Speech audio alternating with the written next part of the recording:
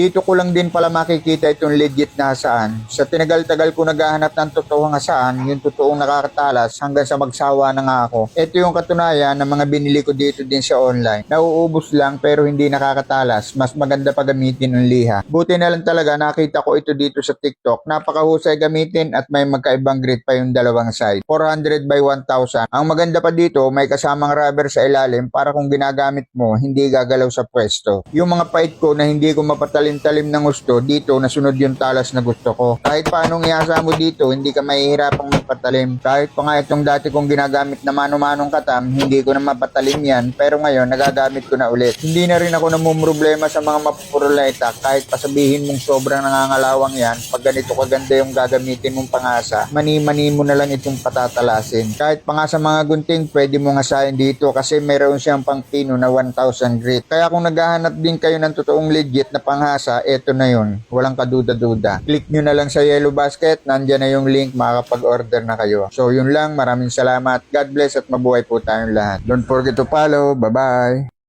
Sa pagiging content creator ko at paggagala sa iba't ibang lugar, lalo na at overnight sa mga beach, gadgets ang aking sandata sa paggawa ng contents tulad ng Insta360s, drone, cellphones, microphones, at storage device. At kasama na sa mga gadgets ang sangkatutak na cables na kadalasan ay sala sa laban. Kaya gusto ko i-share sa inyo itong nabili ko online na travel pouch para sa mga cables. Kung saan hindi ka na problema sa mga cables mong sala sa laban. Madami itong packets para separated mong mailagay ang bawat cables na kailangan mong bitbitin.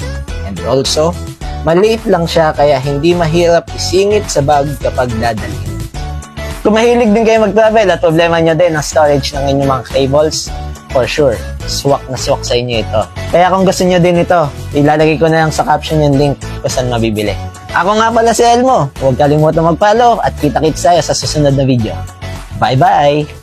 Kailangan ba daw ito ng adapter? Ito yung tinatawag na voltage protector para sa mga appliances sa bahay. Tatanggalin ko siya para makita nyo ha. Tingnan nyo. Ayan, nilagyan ko siya ng adapter kasi iba yung saksakan dito. Sorry, madumi yung ano. Ganyan kasi siya, kaya kailangan siya ng adapter. Pero kung meron kayong ganitong saksakan sa bahay, hindi na kailangan. Pagdating naman dito, ayan, pag ganyan siya, pwede naman siya pag ganito yung ref ninyo. Pwede din to sa mga malalaking appliances. Kung meron kayong mga freezer, aircon, pwede siya. Up to 220 voltage pala yung kaya nito. Dito makikita nyo yung indication na high voltage, low voltage, or normal yung dadaloy. Babalik natin siya. Kapag ibabalik mo siya, hindi siya directly mag-on.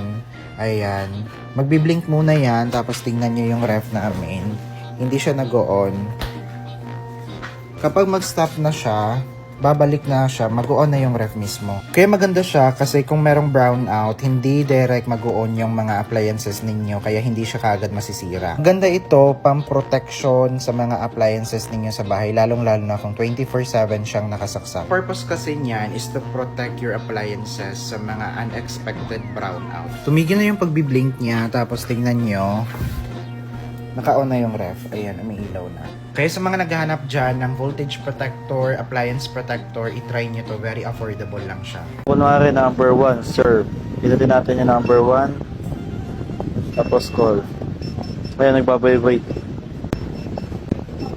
Kung una pa lang ganito na yung ginamit mo, chinek out mo, hindi mo na sana mararanasan yung ganito. Sa sobrang bilad, lumulutong, di ba? Lumulutong, agad nasisira dahil plastic siya. Unlike pag ganito na agad yung ginamit mo, hindi na siya lulutong, hindi na rin siya mangangalawang. At syempre, mas marami pa yung maiipit mo. Yung gumastos ka na dun sa plastic na hangiran mo, sipitan mo, tapos agad ang nasisira. Ito, 100 plus lang to. Stainless steel na, iwas kalawang, iwas lutong, at syempre, mas marami din kayong malalagay. Kaya ayusin nyo yung desisyon nyo sa buhay. Ito, marami na, halos 50 pieces na po yung clip niya. Kaya mas marami ka malalagay na medyas, underwear, panyo, or yung kahit ano pang isabit nyo dito, mas marami kayong malalagay. Ilalagay ko sa link sa Yellow Basket. Mag-check out na kayo, 100 plus lang to. For sure ako, mas sulit to. At syempre, ito pa yung kagandahan dyan. May palak na siya dito sa may sabitan niya. Syempre, ang minsan pag sa mga sampay natin, malakas ang hangin, hindi natin maiwasan, hindi naman natin binabantayan. Ito, pag linak mo siya na ganyan, hindi na siya liliparin ng hangin, hindi na siya matatanggal sa sampayan. Kaya ano pang hinihintay nyo? i-check out nyo na to habang meron pa. Go!